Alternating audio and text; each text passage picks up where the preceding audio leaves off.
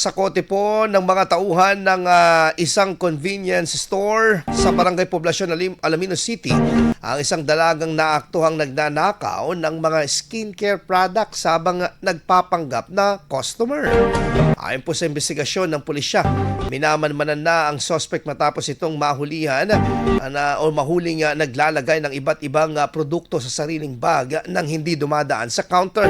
Agad namang hinarang ng mga staff ang suspect paglabas ng establishmento matapos itong hindi magbayad ng mga kinuha niyang paninda.